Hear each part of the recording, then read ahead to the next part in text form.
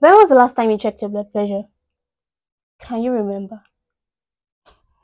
Another one, welcome to you on Nursing Moment with Sharon. My name is Bukola Sharon Ayo, and it is with great esteemed pleasure that I welcome you here once again. It's been a long time coming, actually, and I'm excited to be here on another episode with you.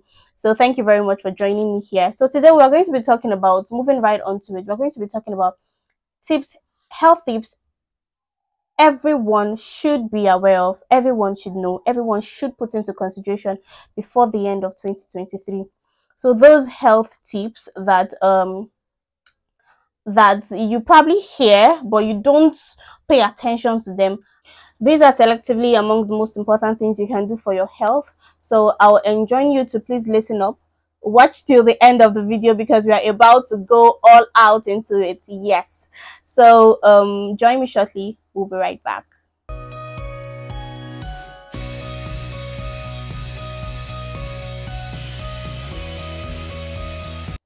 Welcome from the short break. This is still Nursing Moments with Sharon. If you're yet to subscribe, please, you know what to do. Kindly hit the subscribe button, turn on the post notifications, and like the video already. So yes, we are going to go right into it. Health tips everyone should know, should do before the end of 2023. Like I rightly said earlier, this is probably one of the most important things you'll be doing for your health, for yourself, for the good of your family before the end of this year. So the very first one I would like to talk about is your blood pressure. Yeah. When was the last time you checked your blood pressure? This is something that we should make it a point of note to always do every frequently at least monthly, at least the very least is monthly if you're not hypertensive. But if you're hypertensive, you have to take it a little step further, right? And be compliant with your medications also. So hypertension is something that people have. It is called a silent killer disease for a reason, because it just comes all of a sudden undetected.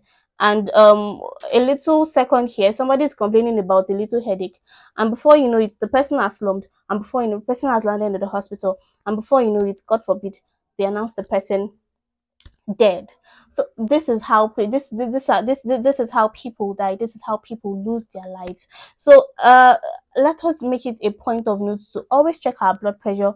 Let us make it a point of note to always, if you're on medications, always be compliant with your medications. Always check your blood pressure. You're supposed to, everyone should have their sphig at home. The sphygmo manometer, that is the instrument used for checking the blood pressure. So please, if you don't have, get it. That should be one of the items you need to put, just the way you have your any other item in your house. It should be a household item for everybody and anybody. So please get your sphig at home, check your blood pressure, and monitor your health. Okay, so moving on, point number 2. Soda ambassador, well done. When was the last time you checked your blood sugar?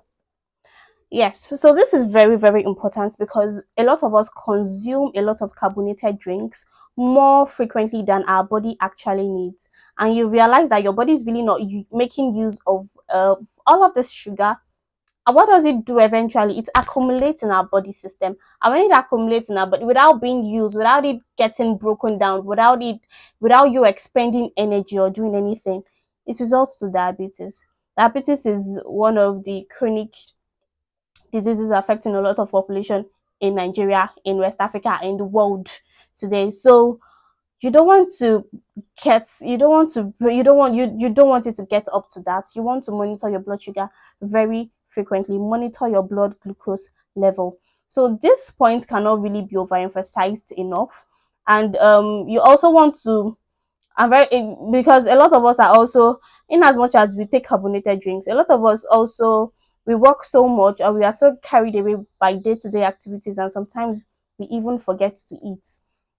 So when you forget to eat and your blood sugar is low, your blood sugar is really low, below normal, so that's called hypoglycemia. So that is also not good. So you have to strike a balance, maintain a healthy blood glucose level. Maintain a healthy blood glucose level that is not too low and is also not tending towards diabetes. So that also takes us to our next point: exercise. with a lot of junks that is consumed by a lot of people these days. Sometimes people don't even have time to cook, most especially the young folks, the young working class. You realize that you do not even have time to cook, and you are dependent on junk foods and all of that. Okay, so all these things, they are not very healthy, of course, as we know these things. That's the funny thing, we know that they are not really healthy. So so something that you would like to do: exercise more frequently.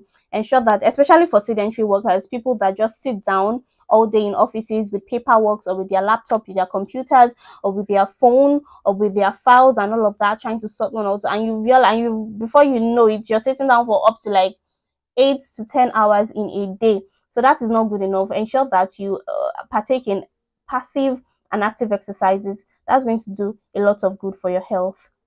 So you also have to ensure that you maintain a healthy BMI level. A healthy BMI. So what is your BMI? Your BMI is your body mass index. So that is basically your weight over your height. So the when you do the calculation, you have a weight of probably 60 to 70 kg, and you have a height of 170 centimeter. When you do the math, so it shouldn't fall. If it is 25 and above, you're overweight. So the normal range for the BMI is 18.5, 18.5 to 20 thereabout. So anything less than that is underweight, is already tending towards underweight. So when your BMI is approaching 30, you know that the person is obese. So please let us monitor our blood sugar levels. Check your weight. If you do not know your weight, please check your weight. And these are things that you can easily get access to by walking into any healthcare facility, any clinic at all, from the primary healthcare level, any clinic at all. Every basic clinic has a weighing scale, a measuring tape, a sphygmomanometer, and a blood sugar test strip. So these are things that you can easily get. They are very accessible to you. So please make it a point of duty this week, walk into the nearest healthcare facility and check all these parameters. Okay, moving me on to my next point, which is probably part of the most important things I'll be talking about today. This is addressing the female gender. The female gender, my fellow women. Okay, so this is, we are in September. Good. Before the end of 2023, if you are yet to do your pap smear, and if you are yet to get your HPV vaccination, please and please do. Whether you are sexually active or not. If you're not sexually active, you will not need the pap smear. Just go for the HPV vaccination. But if you are sexually active, please, you need the pap smear to take a culture of your cervix. Then you will now proceed to take your vaccination. It's just a shot. It's just a shot intramuscularly. It's just about 2 shots. Then the stipulated time will be indicated for the intervals of both shots. So please, cervical cancer is we are on prevention spree. So these things are very important. They are public health. They are public health emergencies. So please, if you're a woman, if even if you're not a woman, if you have a wife, you have a sister, you have people around you that are women, you have friends. So please tell them, get your HPV vaccination, which is the human papilloma virus vaccination. Get it, please. It is very important. Before the end of 2023, please check it. Put it among your goals. Get your HPV vaccination. Okay, moving on. This point is also directed to my fellow women. I think we're in point number 5 now. Point number 5, yes. So check your breast. Ensure that you perform a breast palpation monthly, on a monthly basis. So how do you perform your breast palpation? So mostly it is recommended for you can actually perform it anytime, but the most ideal time is after your menstrual cycle. Right. After your menstrual cycle, the breasts, if it turns to its normal shape and they are not altered, the shape is not altered, or there are no hormonal imbalances at that time. So it is very ideal to check and ensure that you're seeing the right changes and the right look of your breast. So you palpate your breast. How to palpate? You don't just touch. You palpate with the surface of your palms, right? Around here, around the tip of your fingers, and not the tip, but around here. So you take it this way. You palpate in a circular motion around your breast area. If you are not comfortable, or if you do not know how to do this, especially for married women, you can tell your husband to help you palpate it and ensure that there are no lumps. What are you feeling for? What are you feeling for? What are you even palpating for? You ensure that there are no lumps. You ensure that it is well. Even when you look at it, looking at the breast, there are no abnormalities. There are no obvious abnormalities around the breast. So you ensure that. Then you also palpate around the axilla level. That's around the armpits, because usually if a lump was going to develop, that would be the first point that it would be easily noticed from. So you ensure that this place is there are no abnormal tissues felt and all of that. And the moment you feel anything abnormal, please report yourself to the nearest hospital, because really early detection is key. Early detection is key for every and any healthcare condition at all.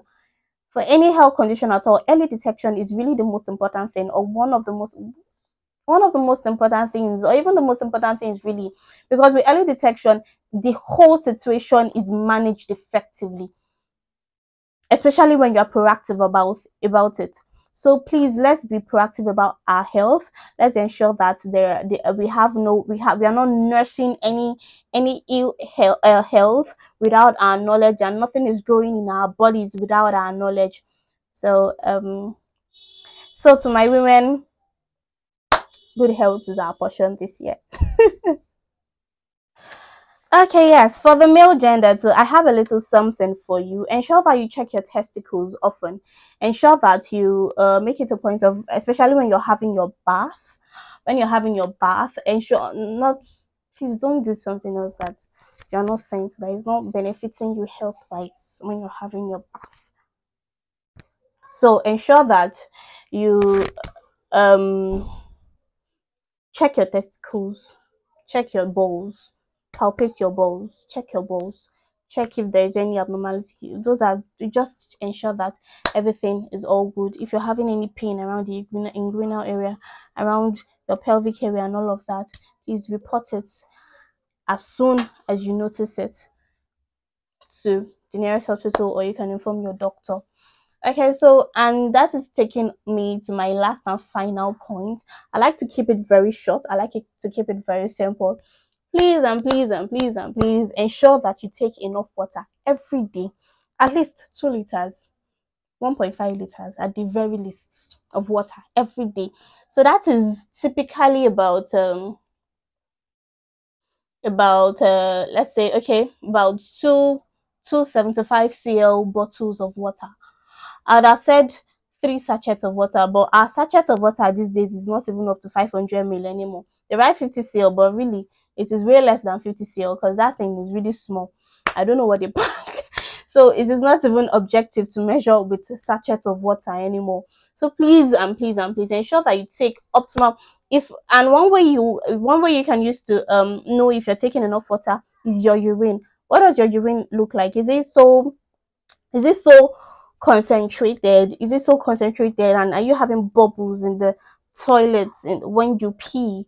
That is an indication that you're not taking enough water. So just take enough water. Then when you feel like when you've taken too much water also, because you can also take water in excess, then your urine is like just so clear, it's just like you're peeing out the water, and you're peeing more frequently.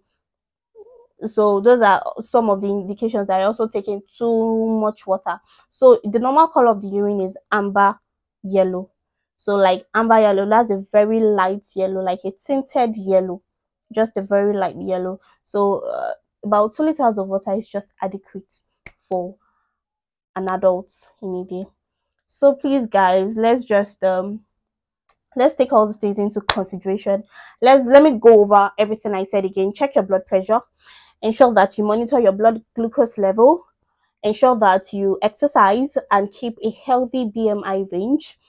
Ensure for women out there, ensure that you check your breast monthly on a monthly basis, at least on a monthly basis. You lie down, you stand up in the bathroom, you check your breasts, both breasts, on a monthly basis. You also ensure that you take your pap smear, your HPV vaccination. You do a pap smear and ensure that you receive your HPV shot or vaccine. And last but not the least, drink water. Okay, then last but not the least, I also talked about the men. I also talked about men's sexual health. Men, check your testicles. Then lastly, take enough water. At least 2 liters of water is recommended a day. Thank you so much. So I'm sure we learned a lot. Thank you very much for joining me here. Thank you for sticking through. If you made it to this part of the video, oh my god, you're the real MVP. So thank you so much for sticking through. And if you're here to subscribe, please, you know what to do. Ensure that you subscribe before you leave, before you close the page. And have a beautiful weekend. This is still Nursing Moment with Sharon, and my name is Bukola Sharon Ayo. Peace out.